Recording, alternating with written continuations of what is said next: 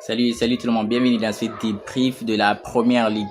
Manchester United recevait Brighton ici à domicile à Old Trafford ici. Manchester United arrive à s'imposer sur un score ici de 4-2, surtout en deuxième mi-temps. Sinon, Manchester United a failli se faire peur ici après la 75e minute, puisque les 15 dernières minutes, c'est Brighton qui a eu le ballon. Mais déjà, on va revenir sur ce match ici. En première mi-temps, deuxième mi-temps ici, on a vu jusqu'à présent, Robin Amorim n'a pas changé. Il va évoluer avec son système. J'espère que ça va marcher parce que là, Manchester United est en train d'enchaîner une deuxième victoire de suite, si je dis pas de bêtises. Après le précédent match, là encore, ils font une bonne victoire.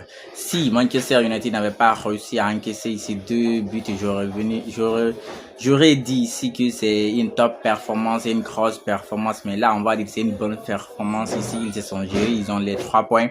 Manchester United remonte à la 4e place. Ouais, provisoirement en attendant le match de Bournemouth et de Manchester City. Mais là, ils font une belle opération ici, les hommes de Robin Amorim. C'est la première mi-temps déjà.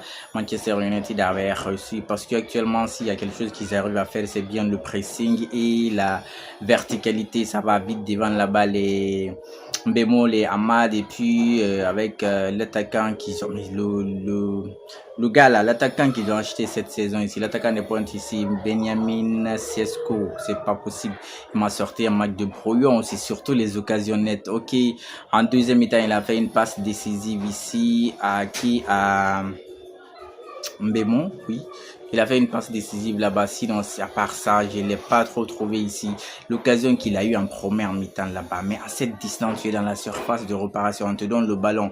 Manchester United a 2-0. Aucune pression sur toi. Mais il faut cadrer à cette distance. C'est un attaquant. Malheureusement, il n'a pas réussi à cadrer. Mais les As sur ce match ici, on a vu le premier but de ce match ici. Après le 9e match ici de Quena ici, le président a acheté en provenance ici de Watford, si je dis pas de bêtises. Il a marqué son premier but ici.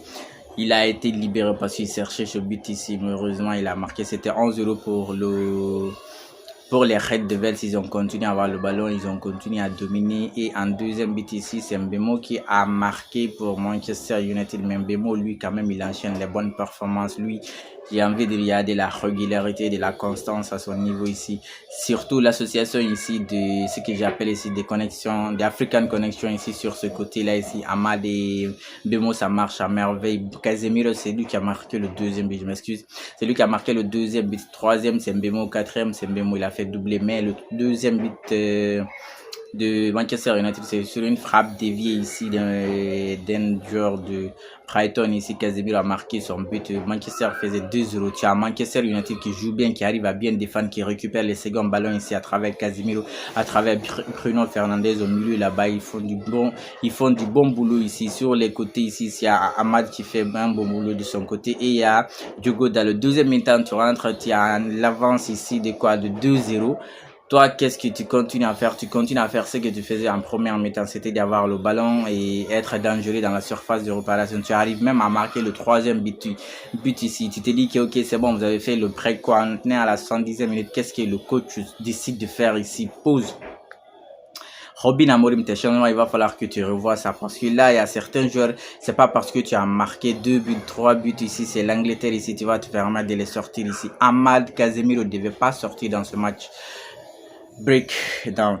Ahmad et Casemiro, ils sont décisifs dans le match et tu sors ces 2 joueurs-là. Tu fais rentrer Kobbie Mainoo, tu fais rentrer Dorgu. Kobbie Mainoo, non seulement il est lent, et puis tu fais rentrer encore Dorgu. Sur le premier but ici de Brighton, ici, Dorgu, il est fautif. Il n'est pas rapide ici. C'est lui qui commet la faute. Il échappe ici au carton rouge parce qu'en fait, il a essayé d'hésiter l'attaquant. C'est ce qui lui a valu le carton jaune parce que s'il avait foncé, s'il avait joué l'action ici, on allait lui donner carton rouge puisque c'était le dernier défenseur.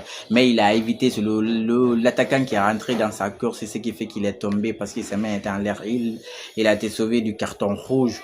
Coup de pied arrêté ici, coup franc, j'avais de dire pour Brighton, c'est un ancien Manchester United qui vient marquer ici. Danny Welbeck, joli coup franc, waouh, très bien frappé ici de la part de Danny Welbeck ici. Là, Brighton te revient à un but ici, ça fait quoi, 3-1, tu te dis, ouais, ça ça craint parce que à ce moment-là, le momentum du match, si vous regardez, c'est pour Brighton. Brighton a le ballon, Brighton continue de, mais avec les changements de Brighton qui ont aussi payé, puisque sur le côté de Dorgu, le numéro 11 continue de faire des dégâts là-bas sur Dorgu, c'est pas possible.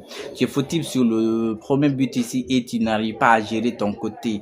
C'est un mauvais changement de la part d'ici de Robin Amorim. Heureusement, ils ont réussi à ne pas perdre ce match et à remporter les 3 points, puisque malgré que Brighton dominé, Brighton a réussi aussi à marquer le deuxième but sur un corner. Vous imaginez, le gars, il était là au premier poteau là-bas.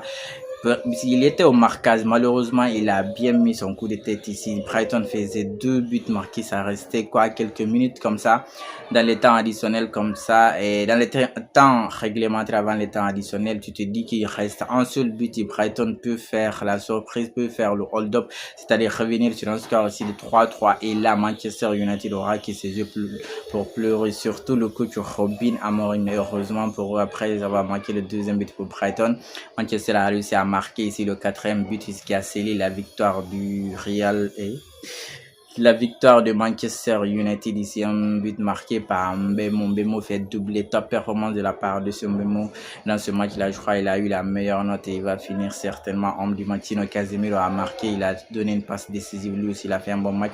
Bruno Fernandes stop, mais le coach doit se zérer, il doit laisser l'équipe à continuer jusqu'au bout avant de faire des changements qui vont te coûter cher ici. La rentrée des équipes qui remplace Esco, tu te dis, c'est-à-dire c'est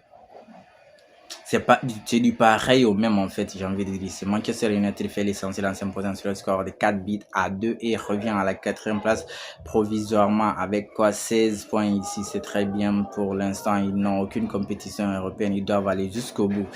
Chelsea aussi avait joué juste avant Manchester United. Malheureusement, Chelsea s'incline à domicile, sur un score ici de 2-1 ici. Malheureusement pour Chelsea qui était sur 1-1 dans les temps additionnels ici, ils ont encaissé le deuxième but ici, ce qui les a valu une défaite. Chelsea freine pour cette journée, malheureusement pour eux. Enzo Maresca aussi, là, il fait des changements, tu comprends pas là-bas ici. C'est comme un poulet en fait. Il te sort des joueurs pêle-mêle pour entrer d'autres joueurs. J'ai rien compris. Et là, ils perdent.